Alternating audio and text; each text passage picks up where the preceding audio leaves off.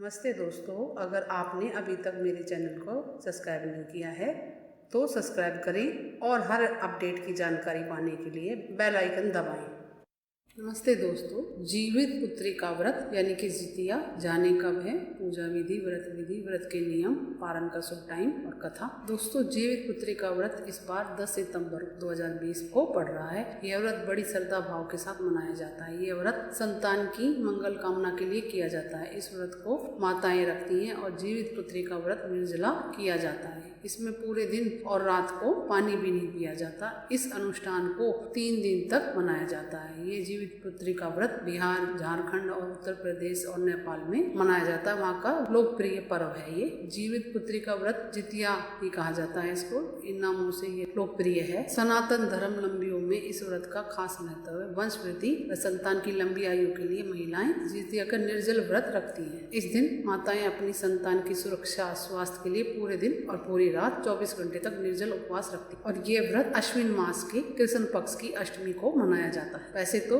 कृष्ण पक्ष की 7वीं से 9वीं तक मनाया जाता है, पर विशेष व्रत अष्टमी को किया जाता है। यह सबसे कठिन व्रतों में से एक है। इसे भी छठ पर्व की तरह ही 3 दिन तक किया जाता है। दोस्तों, आइए जानते हैं इसका पूजा का शुभ टाइम और व्रत के नियम। जीवित पुत्री का व्रत तिथि आश्विन मास की अष्टमी को यह निर्जल व्रत रखा जाता है और यह उत्सव 3 दिन तक का होता है। 7वीं का दिन नहाए खाए के रूप में मनाया जाता है। अष्टमी को निर्जल उपवास रखते हैं। फिर 9वीं के दिन व्रत का पारण किया जाता है और 7वीं के दिन नहाए खाए का नियम होता है। बिल्कुल छठ की तरह ही जितिया में नहाए खाए होता है। इस दिन महिलाएं सुबह सुबह उठकर गंगा स्नान करती हैं और गंगा नदी पास ना हो तो वो घर में ही जल में मिला के गंगा जल मिलाकर स्नान करती हैं और पूजा करती हैं और स्नान करके पूजा का संकल्प लेती हैं। नहाए खाए के दिन सिर्फ एक बार ही भोजन करना होता है, वो भी सात्विक भोजन। इस दिन सात्विक भोजन ही किया जाता है। नहाए खाए की रात को छत पर जाकर चारों दिशाओं में कुछ खाना रख दिया जाता है। ऐसी मान्यता है कि यह खाना चील व सियार के लिए रखा जाता है। और व्रत का दूसरा दिन निर्जल व्रत रखते हैं। व्रत के दूसरे दिन को खुरजितिया कहा जाता है। इस दिन महिलाएं निर्जल व्रत रखती हैं और अगले दिन पारण कर ही कुछ ग्रहण करती हैं। व्रत के तीसरे दिन को आखिरी दिन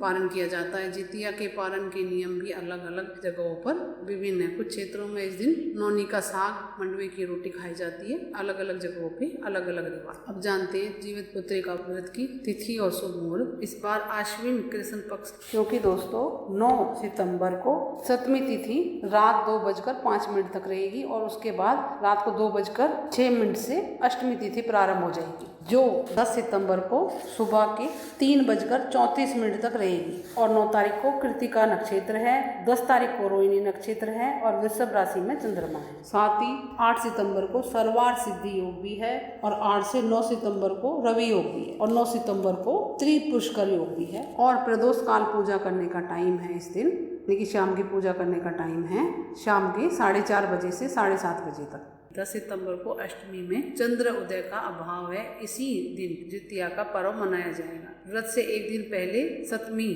9 सितंबर की रात महिलाएं नहाए खाए करेंगी। गंगा सहित अन्य पवित्र नदियों में स्नान करने के बाद मंडवा रोटी, नौनी का साग, कंदा, झिमनी आदि का सेवन करेंगी। व्रती स्नान भोजन के बाद पितरों की पूजा भी करेंगी। नहाए खाए की सभी प्रतिक्रिया 9 सितंबर की रात को 2:06 से पहले ही करना होगा, क्योंकि रात को 2:06 से अष्टमी तिथि शुरू हो जाएगी। जितिया व्रत का पारण करने का शुभ टाइम 11 सितंबर को सुबह सूर्योदय से लेकर दोपहर 12 बजे तक रहेगा। वहीं महिलाओं को जितिया व्रत के अगले दिन 11 सितंबर को 12 बजे से पहले पारण करना होगा। पारण की विधि, यह जीवित पुत्री का व्रत का अंतिम दिन होता है। जितिया व्रत में कुछ भी खाया पिया नहीं जाता, इसलिए यह निर्जल व्रत होता है। व्रत का पारण अगले दिन प्रातःकाल किया जाता है, जिसके बाद आप कैसा भी भोजन कर सकते हैं। वैसे मीठा ही खाया जाता है ज्यादातर। जितिया व्रत का पारण करने का शुभ टाइम है 11 सितंबर को सुबह सूर्योदय से लेकर दोपहर 12 बजे तक रहेगा। वहीं महिलाओं को जितिया व्रत के अगले दिन 11 सितंबर को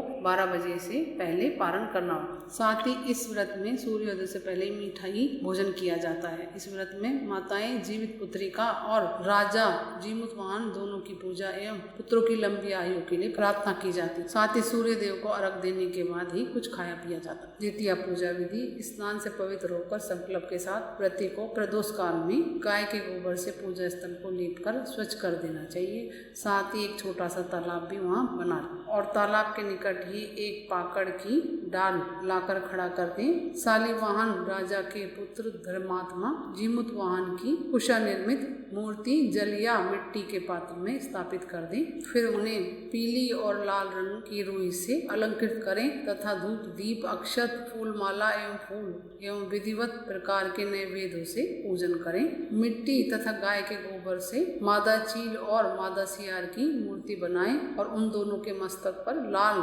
सिंदूर लगा दें और अपने वंश की वृद्धि और प्रगति के लिए उपवास कर बांस के पत्रों से पूजन करना चाहिए। इसके पश्चात जीवित पुत्री का व्रत एवं महात्म की कथा का श्रवण भी करना चाहिए। और 10 सितंबर को पूजा करने का शुभ टाइम, क्योंकि इस दिन गुरुवार है, इसलिए शाम 4:30 बजे से शाम 7:30 बजे तक आप पूजा कर सकते हैं। वैसे भी शुभ घड़ी के हिसाब से शुभ की घड़ी 4:30 बजे से लग रही है गुरुवार को शाम के, और उसके बाद अमृत की घड़ी रहेगी, यानी कि सुबह और अमृत की घड़ी रहेगी 4:30 से 7:30 बजे तक शाम। इस मुहूर्त में आप पूजा कर सकते हैं अपनी सुविधा अनुसार। इस व्रत की कथा को जरूर पढ़ना और सुनना चाहिए। कथा इस प्रकार से है। गंधर्व के एक राजकुमार थे जिनका नाम जीमूतवाहन था। वह बहुत ही उदार और परोपकारी थे। बहुत कम उम्र में ही उन्हें सत्ता मिल गई थी, लेकिन उन्हें यह मंजूर नहीं था। उनका मन राजपाट में नहीं लगता था।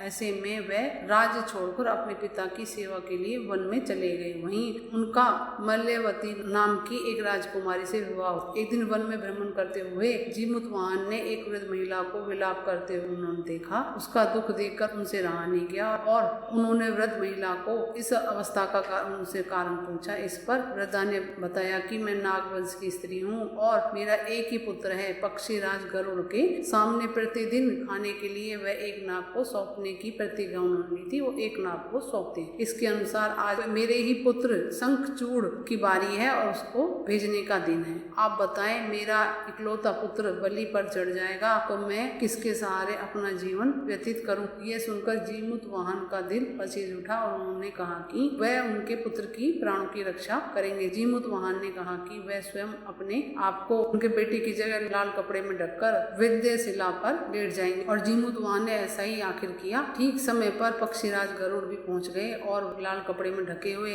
जीमूतवाहन को अपने पंजे में दबोचकर पहाड़ के शिखर पर जा बैठ गए। गरुड़ जी को यह देख आश्चर्य में पड़ गए कि उन्होंने जिन्हें अपने चंगुल में गिरफ्तार किया है उनके आंख से आंसू और मुंह से आह तक नहीं निकली। ऐसा पहली बार हुआ था। आखिरकार गरुड़ जी ने जीमूतवाहन से उनका परिचय पूछने पर जीमूतवाहन ने उस वृद्ध स्त्री से हुई अपनी सारी बातों को बता दिया। पक्षीराज गरुड़ हैरान हो गए। उन्हें इस बात का विश्वास ही नहीं हो रहा था कि कोई किसी की मदद के लिए ऐसी कुर्बानी भी दे सकता है। गरुड़ जी इस बहादुरी को देखकर काफी प्रसन्न हुए और जीमूतवाहन को जीवन दान दे दिया। साथ ही उन्होंने भविष्य में नागों की बलि न लेने की भी बात कही। इस प्रकार एक माँ के पुत्र की रक्षा हुई। मान्यता है कि तब से ही पुत्रों की सुरक्षा हेतु जीमूतवाहन की पूजा की जाती है। साथ ही दूसरी कथा भी है। एक समय जब भगवान कृष्ण द्वारिका में निवास कर रहे थे, उस समय एक ब्राह्मण भी द्वारिका में रहता था। उसके 7 पुत्र काल के घास में बचपन में ही जा चुके थे। इस दशा को देखकर वह ब्राह्मण बहुत दुखी था। एक दिन भगवान कृष्ण के पास गया और कहने लगा, हे भगवान, आपके राज्य में आपकी कृपा से मेरे 7 पुत्र हुए परंतु जीवित कोई नहीं रहा, क्या कारण है? यदि आप अपने राज्य में किसी को दुखी देखना नहीं चाहते तो कोई उपाय बतलाइए। तब भगवान बोले कि हे ब्राह्मण सुनो, इस बार तुम्हारे जो पुत्र होगा उसकी उम्र 3 वर्ष होगी। उसकी उम्र बढ़ाने के लिए तुम भगवान सूर्य नारायण की पूजा होने वाले जीवित पुत्री का व्रत को धारण करो, तुम्हारे पुत्र की आयु बढ़ेगी। ब्राह्मण ने वैसा ही किया और जब वह परिवार हाथ जोड़कर खड़े होकर इस प्रकार से विनती कर रहा था, सूर्य देव विनती सुनो, पाओ सुख अपार, उम्र बढ़ाओ पुत्र की, कहता बारंबार। इतना सुनते ही सूर्य रथ वहीं पर रुक गया। ब्राह्मण की विनती से प्रसन्न होकर सूर्य ने अपने गले में से एक माला ब्राह्मण पुत्र के गले में डाल दी और आगे चले गए। थोड़ी देर में यमराज उस ब्राह्मण के पुत्र के प्राण लेने आए। यमराज को देखकर ब्राह्मण और ब्राह्मणी कृष्ण जी को झूठा कहने लगे। भगवान कृष्ण अपना